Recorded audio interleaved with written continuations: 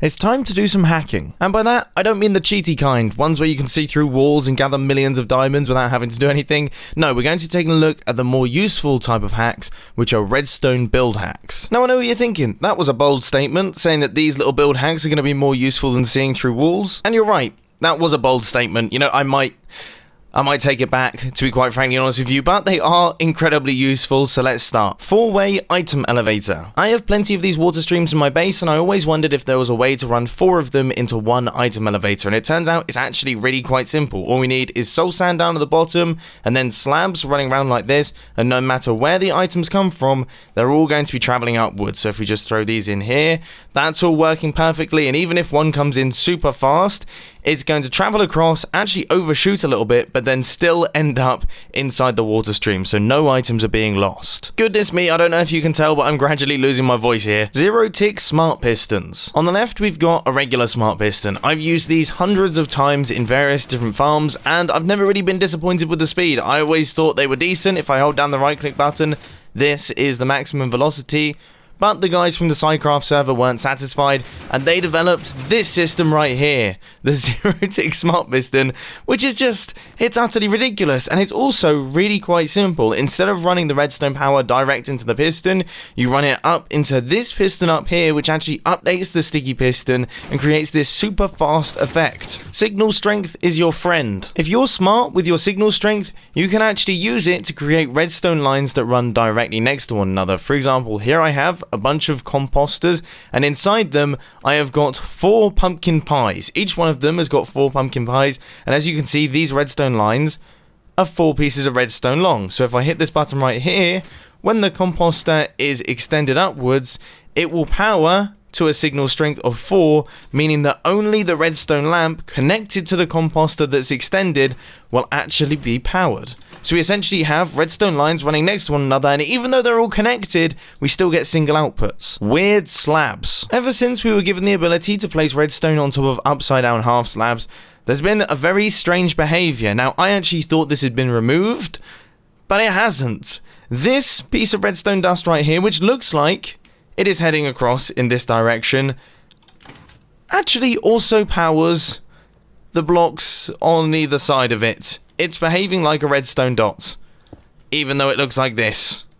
It's very strange, but it is useful. Transparent goes up, but it doesn't go down. If you want to send a redstone signal that can only travel in one direction, but you don't want to use repeaters, comparators, or anything like that that's going to add delay, what you can do is make use of a transparent block. So if I send this redstone signal, you can see that it travels up and goes across like this, but if I tried to send it in the opposite direction, it's not going to go down. And that is because redstone signals cannot travel down transparent blocks. This is super handy. Redstone redirection. Sometimes you really don't want your redstone dust powering the things that are next to it, and one handy thing to do is place something like a lever there to redirect the redstone dust so that it then doesn't interact anything that is next to it.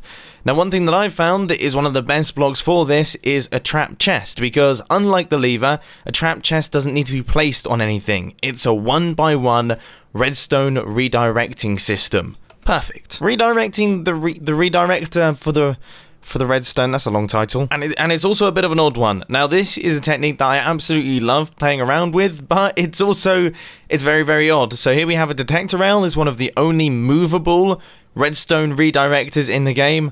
And if you push it across, you can see that it does redirect the redstone, but this redstone lamp hasn't realized that yet. So it's remaining powered, even though it isn't being powered. And if we give it an update, it will then realize that it's not being powered. And then if we remove this, you can see the redstone is now running directly into the redstone lamp, but the redstone lamp hasn't realized until we give it an update. This is a fun game mechanic. Perfectly balanced, as all things should be. As we all know, in Minecraft, things arrive in stacks of 64, and that means that a half stack is 32, a quarter stack is 16, and 1/8 of a stack is 8. Now, if we're doing item dispensers, one handy tip to know is that if you use a wooden button with a fast redstone clock, it will give you exactly 8 items out of each dropper that you use. So if we do a bit of this, you can see that we end up with 16 sticky pistons. So if you want to create item dispensers where you're dispensing, say, a full stack of items or even multiple stacks of items, then you just need to multiply or divide that you need to do some maths. Movable water sources. This is another one that I genuinely thought had been removed, but it turns out it hasn't. You can move waterlogged blocks and keep them as waterlogged as long as it's a fast enough pulse. That pulse length has to be of 1 tick. So if we just flick this lever right here, our observer will output a 1 tick pulse into that sticky piston, and you can see that our water source has actually moved forward. The only problem is that when you retract it, you're going to lose the water. There's still plenty of cool things that you can do with this though. H2O, my goodness, you can send a redstone signal through this stuff. That was terrible. Bad puns aside, you actually can send redstone signals through water. It has to be vertical, but the good news is it's really, really quick. And also, it doesn't matter how tall your water column is, it will take the same amount of time regardless. So if we hit this button right here, that will dispense some water on top of this soul sand, creating a bubble column. And as you can see, about a second later, we'll get an output from our observer.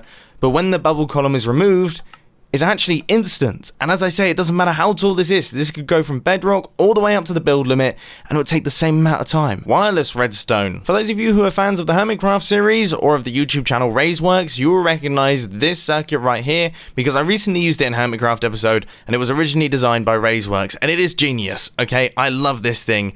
It allows us to send redstone signals vertically downwards, making use of daylight sensors. I would highly suggest checking out Ray's video on this one because it's super interesting. Redstone updaters. For anyone who's familiar with the weirdness of pistons in the Java edition of Minecraft, this block right here is now powering this sticky piston, but this sticky piston doesn't quite realize it yet. We need to give it an update. Now, there are many ways in which we can give it an update. One good one is making use of other pistons, but one that people often forget about is the fact that redstone dust can update pistons, and it can actually do it from 1 block away, which makes it unique. Tick update orders. Oh gosh, that sounds really geeky. It's a little known fact that although repeaters and comparators have exactly the same delay, repeaters are handled in-game before comparators. So repeaters output their redstone signals slightly, very, very slightly before comparators do, and that can lead to situations like this happening, which this was the original 0-tick pulse generator. Oh, and actually, to quickly explain what's happening here, the repeater is powering this block before the comparator actually gets a chance to power the piston and move the block out of the way, which means the piston is powered very, very, very briefly. Technical Minecraft things. Easy piston powering. If you're in a very compact redstone contraption, you're struggling for space, and you need to power a row of pistons, which I know sounds very specific, but I've been in that situation many times before. A good way to do it is using a row of observers. As you can see, if we give this front observer an update, it will power all of the pistons in a line just like that. And the cool thing is that you kind of get this nice animation going on too. I like it. Semi-wireless redstone. Say for example you want to send a redstone signal between 2 buildings, but you don't want an ugly redstone line. One way to do it is to make use of tripwires. A tripwire can go up to 40 blocks, and a good way to power it is making use of a piston and an armor stand. That will activate the tripwire, allowing you to take an output. Magic pistons. Oh my word, my voice. I think by the end of this video I might be speaking in a series of croaks, to be honest with you. Anyway, vocal problems aside, you can use a redstone clock to consistently provide updates to a piston, allowing it to detect when it's powered from locations such as this one. So you can see this block looks like it's flying in the sky, but if we hit this button, the piston actually detects it, extending, giving us a redstone output. Now the reason that it's doing this is because this powered rail right here is constantly updating it, causing it to check for strange powering locations such as this one. Instant wire. If you need to send a redstone signal over a very long distance and you want it to be instant, no delay whatsoever, then you need to make use of pistons retracting. You see, pistons retract instantly, and when something happens instantly, that means even if you chain them together, because they all do it instantly, everything happens at the same time. So you can see if I flick this lever right here, all those pistons retracted in exactly the same game tick. And if I had a redstone line running from all the way over there to all the way over there, it would be the same story. Waterlogging blocks. Using water inside redstone contraptions is fairly commonplace. I do it all the time. And dispensers are frustrating, to be honest with you. I find them really annoying. So a good way to get around using dispensers is making use of waterlogged blocks. They provide you plenty of options to create compact ways to store water inside your redstone systems. Just make sure that you've, patched up any leaks. You don't want this to run out onto your circuitry. Alternative power blocks. When it comes to movable power sources, I'd actually say that I use redstone blocks the least, simply because they tend to power everything around them and you can't push them vertically, which doesn't make them very versatile. Instead, I tend to use cauldrons and composters. As of Minecraft 1.14, you can take comparator outputs from those. We can also take comparator outputs through blocks, which is pretty handy. Obviously, the observer is just the world's greatest thing, giving a 1-tick pulse every single time that it's moved, and also we can make use of gravity blocks in the same fashion. Stacked RS NOR latches sound like the most complicated thing ever, don't they? But you'll be happy to hear they really aren't, but they are incredibly useful. If we hit one of these buttons, you can see that the comparators out the back actually reflect the button that I've just pressed. If we hit this one here, you can see that comparator turns on. If we hit this one, that comparator turns on, and it works in a really simple fashion. When we hit one of these buttons, this redstone line up at the top will reset all of the RS NOR latches, and then this redstone torch will then turn on once that button pops back out, and that will power the bottom half of the RS NOR latch, giving us an output. Really nice and easy to construct. I use them all the time. Extreme Pulse Extender. This is a small variation on an etho hopper timer. Instead of having 2 sticky pistons, it has 1 regular piston, and instead of creating a redstone clock, it now creates a pulse extender. So in here we have got 16 items. When we hit this button, those 16 items will leave this hopper and start going into this one. We get an output through the comparator. Eventually all of the items will go into that one. The redstone block will move back across, and all of the items will funnel back into this hopper, and then this comparator will turn off. Now that is just 16 items, and you saw the length of the pulse that we got. Imagine if we had 5 stacks in here. This thing's tiny for how powerful it is. Lag-free redstone. According to people who are far smarter than me, redstone is actually quite a laggy thing in Minecraft. Turning redstone on and off again causes a lot of checks and operations to be run by Minecraft's code, which are fairly resource intensive, whereas powered rails don't do that. So if you can use them as an alternative, then I would highly suggest it. If you're playing on a server, all of the server members will thank you. Vegan redstone. This one's a bit of a weird one, and I'll be honest, I haven't really found a use for it, but it's very interesting nonetheless. You can actually send redstone signals through leaf blocks by pushing a log into them. The observer will detect that. Now, the distance that it travels isn't very far. I think it's limited by about 5 leaf blocks, and there's a little bit of delay involved, but it just looks hilarious, so it has to be in the video. Shulker box breaking. One problem that I often have with shulker box breaking systems is that there tends to be a chance that the shulker box is actually going to end up somewhere that you don't want it to be.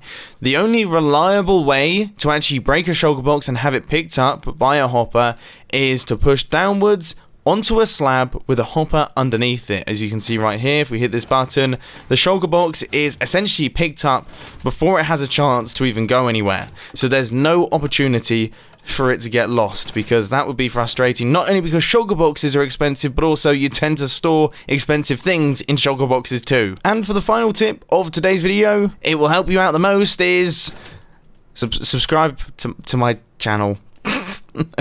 Really? Is that really how I'm going to end this video? Yeah, why not? I mean, that's it. That is it. I have just come back from Nashville. I am super jet lagged. My throat is destroyed, but the Hermitcraft panel went well. I hope you enjoyed it. Minecon was awesome. Bring on the honey block.